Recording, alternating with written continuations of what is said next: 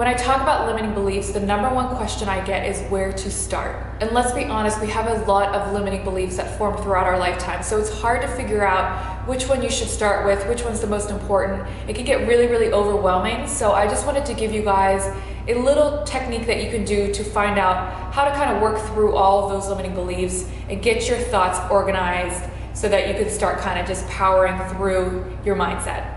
Hello and welcome. For those of you who are new here, my name is Katie. I'm a wellness coach, an EFT practitioner, a facial reflexologist, and a Qigong student. Here I teach you all things energy, mindset, really getting in tune with your body, in touch with your body, and believing in its potential to heal, its potential to create your life that you want to live.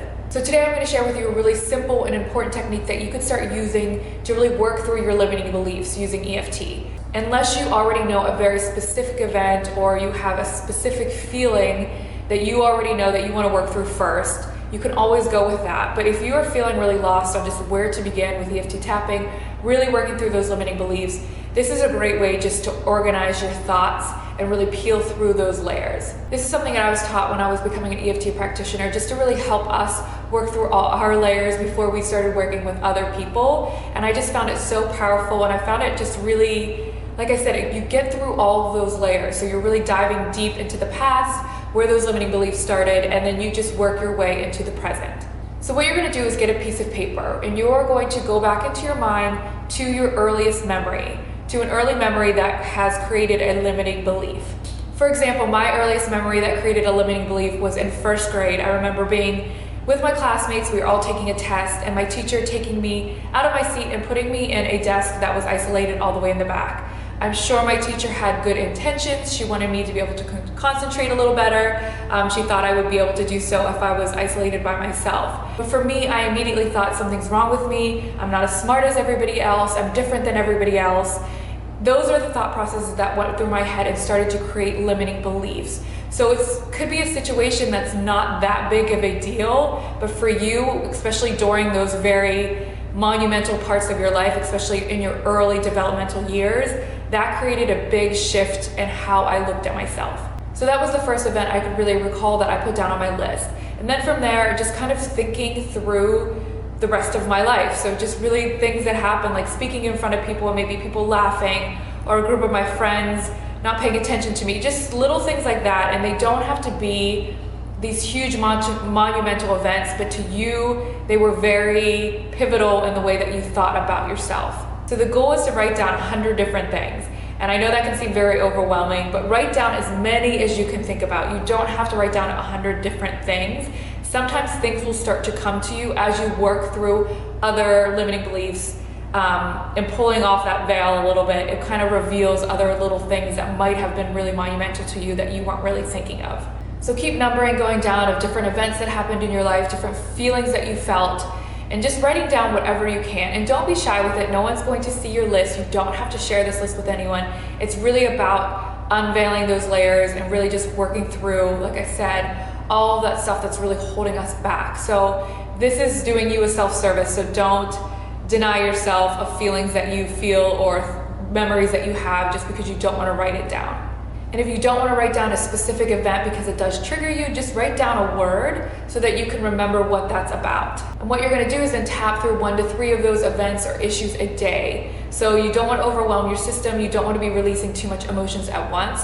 So I recommend only 1 to 3, whatever your body feels like it can handle. And there are 2 ways that you can tap through these issues. So you can either A, tell the story as you're tapping. So just reflecting on the memory. So you could say, in first grade, I remember being in class with all the other students, taking a test, my teacher just pulling me back to the back of the room where I felt really isolated. I didn't know why she did this. It made me feel really stupid. Made me feel like I was different than everyone else. I remember everybody looking at me and judging me. So I felt like something was wrong with me. So as you're tapping through that story, sometimes it will bring up emotions on why that specific event was so pivotal to you. So maybe for me, it was really that I felt different than everyone else. So I just would tap on that next. So even though I felt different than everyone else, I deeply and completely accept myself. Even though I felt different than everyone else, I deeply and completely accept myself. I felt different than everyone else. I felt different than everyone else. So just tapping through that emotion.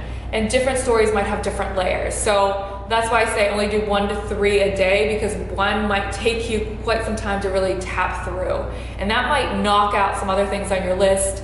They might not feel that important anymore once you kind of work through that specific event, because sometimes they're all kind of tied together. That's why it's great to start with like your earliest memory.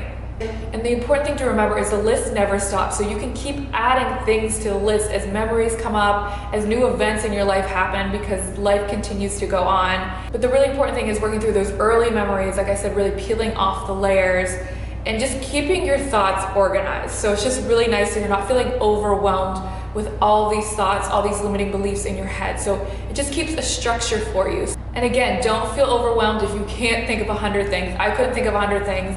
I just wrote down 20.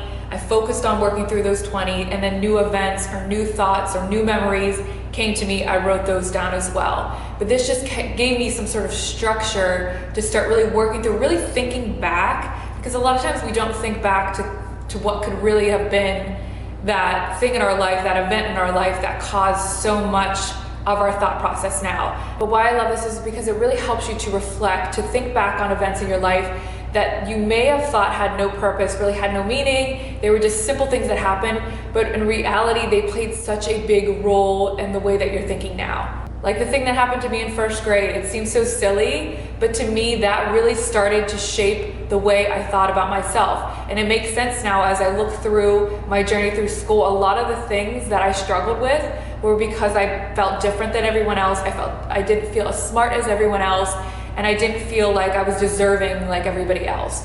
And that kind of snowballed from that one event, and I was able to just kind of unravel that entire snowball. You don't unravel a snowball, but you know what I mean. So that's why it's so important, and that's why I like to start just at the beginning of your earliest memory and working your way to present. So that is pretty much it. So just like I said, write out from your earliest memory to your latest memory. Start tapping on 1 to 3 of those a day. Don't want to overdo it. Don't want to overwhelm the body, the mind when you're releasing those emotions. So just stick to 1 to 3 a day. And yeah, just go from there, and you will start to feel lighter and lighter every day. It will get you into the routine of tapping, which is so powerful to do daily and consistency and consistent. Yes, and do it consistent. I hope you found that helpful. If you do have questions on how to tap on each of these events, let me know in the comments. I could do a better video really explaining on how to tap, because I think that's where people really get confused. But just remember, just if it's an event, tapping through the event, talking through the event, and then picking out the specific things that really, those feelings that bubble up from that event, and then tapping on those specific feelings is a great way to really do it. So you can't go wrong. Just go with your gut, go with your intuition. The words will just come to you, and just tap through it. You guys got this. Best of luck in your healing, in your journey, whatever you're going through, and I will be back to share more with you guys soon. Bye.